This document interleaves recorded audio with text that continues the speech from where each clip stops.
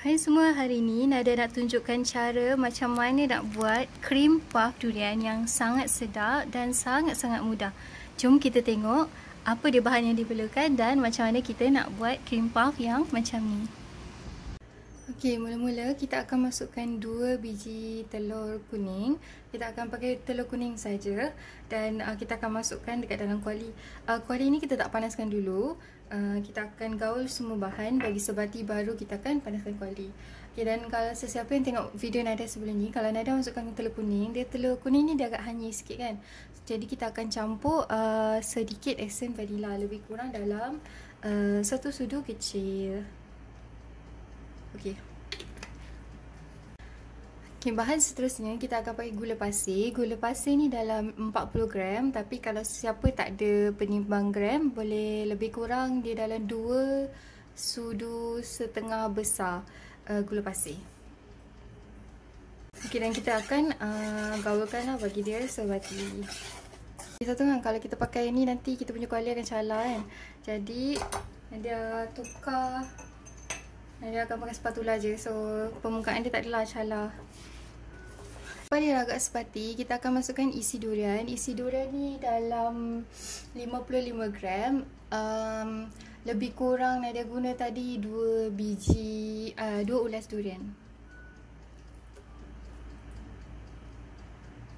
Okay, Nadia nak bagi dia sebati dulu. So Nadia akan penyek-penyekkan, bagi dia sekata sebelum Nadia masukkan bahan-bahan yang lain.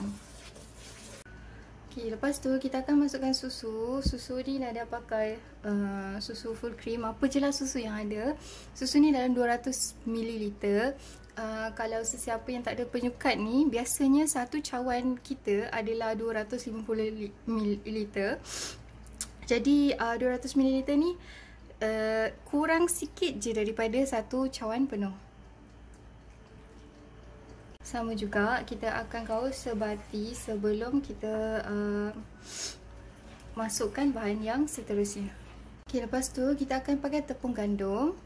Tepung gandum ni dalam 25 gram. Berapa? Dalam lebih kurang 2,5 sudu juga. Okay, lepas bahan kita agak sebati, kita boleh panaskan kuali. Tapi suhu sederhana je lah, jangan terlalu panas.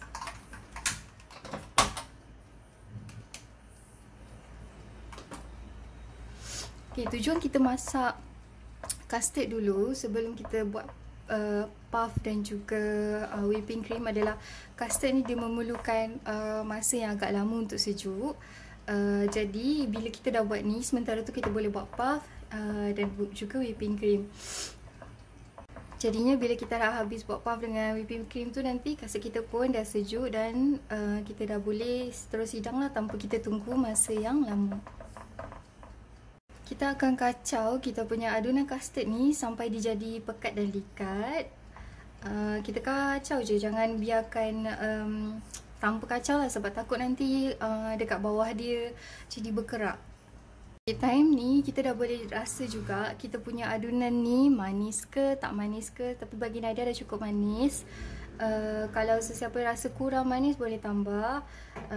Dan kalau siapa yang tak suka berapa manis, boleh kurangkan separuh daripada gula yang Nadia cadangkan. Sebab lagipun kita pakai isi durian kan. Kadang-kadang ada setengah durian ni dia lagi manis daripada durian yang lain. Jadinya kalau durian kita dah manis, kita boleh kurangkan kuantiti gula. Okay, dan beberapa minit kita dah boleh tengok kita punya adunan ni dah agak likat. Tapi dia masih cair lah bagi Nadia, so Nadia akan masak lagi beberapa ketika lah. Okay, bila kita tengok kita punya custard dah agak likat macam ni, kita dah boleh matikan api dan kita pindahkan kepada bekas lain untuk cepatkan proses dia untuk sejuk. Dan sementara tu kita dah boleh buat kita punya puff dan juga whipping cream.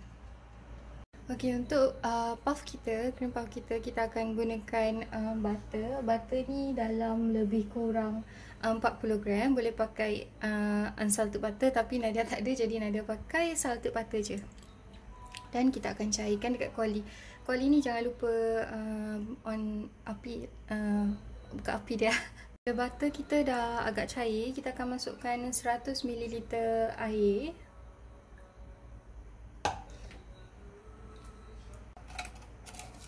Kita akan masukkan sedikit garam, sedikit sahaja. Dan kita akan gaulkan. Lepas tu kita akan masukkan dalam 60 gram tepung. Dan kita akan kacau sebati.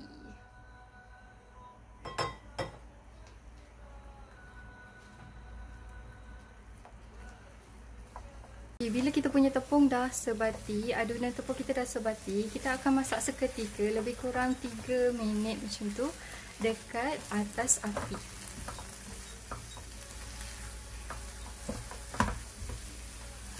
Okay, bila kita dah kacau seketika, kita akan matikan api dan kita akan sejukkan adunan ni. Baru kita akan masukkan telur. Okay, tujuan kita masukkan telur waktu adunan kita dah sejuk supaya kita tak nak bila adunan ni panas dan dia bercampur dengan telur kita, nanti dia akan jadi berketul-ketul. Kita tak nak macam tu. Jadi kita akan pastikan adunan kita ni betul-betul sejuk. Jadi untuk cepatkan proses sejuk dia, kita akan pindahkan kepada bekas yang lain. Okay, lepas kita punya adunan ni dah agak sejuk, kita akan masukkan 2 biji telur. Tapi kita tak akan masukkan sekaligus, kita akan masukkan sebiji-sebiji. Telur ni pastikan kulit dia kita dah basuh. Pecahkan dan kita akan masukkan. Kita akan gaul gunakan spatula je. Dan pastikan bila kita gaul tu, adunan kita ni dah betul-betul sebati dengan telur. Baru kita akan masukkan telur yang seterusnya. Oh, lagi satu. Macam Nadia cakap, kalau Nadia pakai telur, Nadia akan masukkan sedikit esen vanila. Masukkan esen vanila dalam satu sudut kecil. Dan sampai bila dia dah agak sebati, kita akan masukkan biji yang seterusnya.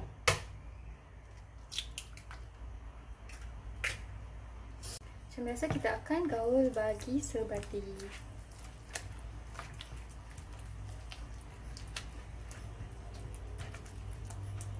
Okay, lepas adunan kita pun dah sebati dengan telur, kita akan ambil piping bag dan juga kita akan ambil muncung dia ni. Muncung dia besar dalam 1 cm. Kita akan gunting hujung muncung dan kita akan masukkan inti ke dalam adunan puff ni ke dalam piping bag ni.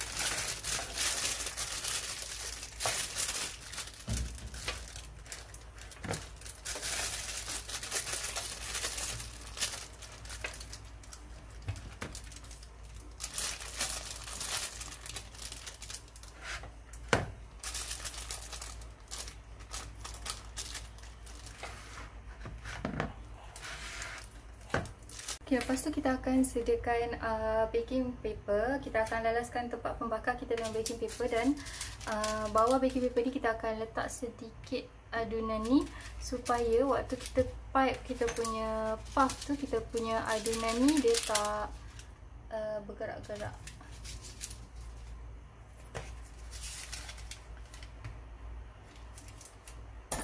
Okay. Kita akan pipe jarak antara kita punya puff antara satu sama lain agak besar sebab nanti waktu kita bakar puff kita akan mengembang. Jadi jangan buat terlalu rapat, nanti kalau tak dia melekat sama-sama. Dan kita akan letak bulat. Dia dapat picit lagi satu tadi, lepas tu dia nak try kan tak boleh. So pastikan waktu nak pipe tu pastikan dia jarak jauh. Dia just harap dia tak ni lah. Jadinya kalau macam atas ni dia ada puncung-puncung ni, kita nak turunkan dia punya puncung, kita akan ambil sikit air dan kita letak kat tangan kita dan kita dab sikit je dekat sini bagi dia comel macam tu. So ulang dengan benda puff-puff yang lain. Okay, lepas kita dah settle pipekan kita punya puff dan kita dah tekan-tekan dia, kita akan bakar dekat dalam oven suhu 180 darjah lebih kurang 15 ke 20 minit. Okay, sementara kita tunggu kita punya puff masak, kita boleh buat whipping cream dan kita akan campur dengan inti custard kita nanti. Kita akan pakai lebih kurang 150 ml. Tapi Nadia tengok Nadia punya whipping cream ni 200. Jadi Nadia habiskan je lah semua. Macam bazir je kan kalau kita tinggalkan 50 ml tu. Okay. Pastikan whipping cream ni betul-betul sejuk lepas kita keluarkan daripada peti ais. Jangan biarkan suhu bilik terlalu lama sebab nanti dia takkan jadi whipping cream lah nanti waktu kita nak pukul tu. Dia kena betul sejuk. Okay, nak masukkan whipping cream, kita akan masukkan lebih kurang 1/4 ataupun satu sudu besar gula. Kan Nadia pakai setengah je lah. Kita akan masukkan setengah sudu besar gula sebab inti custard kita tu dah agak manis. Kalau dimanis juga nanti dia terlalu manis kan. So setengah sudu besar gula. Okay, bila kita dah masukkan tu, kita akan pukul pakai whisk ni, guna tangan ataupun pakai mesin. Tapi Nadia tak berapa ni sangat kan. Jadi Nadia akan pakai mesin. Hati-hatilah. Sekejap. Oh, Nadia tak on. Nadia rasa Nadia akan pakai bekas lagi tinggi lah. Okay, kita tukar bekas tinggi jap. Bekas tinggi jadi Nadia pakai jug je. Nanti Nadia akan scoop pakai ni. Kita masukkan dalam sini. Kejap, sabar. Sebelum tu, muat tak? Okay, muat. Bagus. So Nadia pakai ni, dia kurang nantilah. Dia tak tumpah. Tak mercik macam tadi. Tadi tu Nadia baru pukul sikit je dia dah mercik. Dan kita akan start pukul.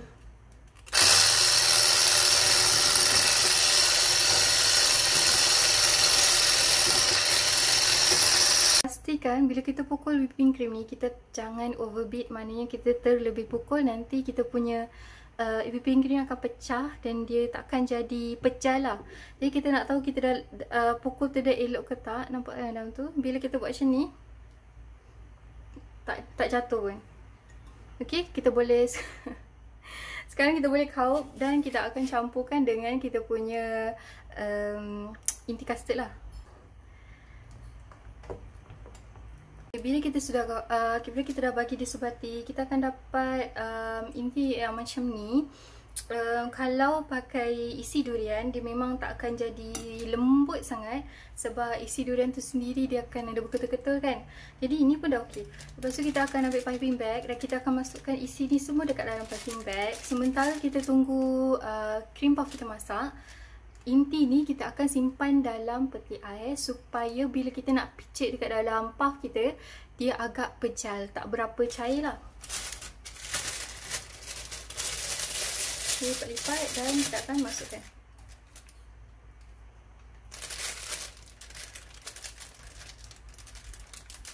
Dapatlah satu beg penuh sini. Nadia akan ikat hujung dia supaya waktu kita simpan kat dalam peti ais, dia tak akan tumpah.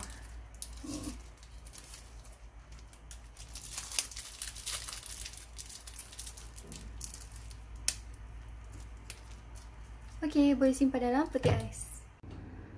Okay, kita punya puff dah pun siap. Tengok tu, cantik.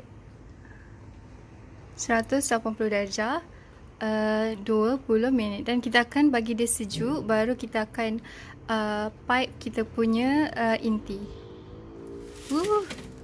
Okay, puff ni jadi dia sangat cantik. Dia menggelembung betul lah macam mana yang kita nak. Dan kalau tengok kan, walaupun dia macam bulat, macam besar, tapi sebenarnya dia sangat-sangat ringan. Dekat dalam dia ni banyak sangat rongga.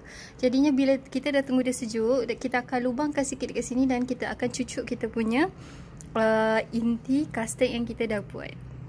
Okay, bila puff kita dah sejuk, kita boleh ambil satu dan kita akan lubangkan bahagian bawah ni. Okay, bagi sikit je lubang dan kita akan ambil kita punya inti custard kita akan cocok dekat dalam dia.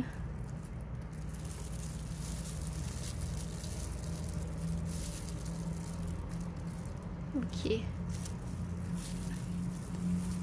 Dan kita akan ulang untuk semua kita punya puff.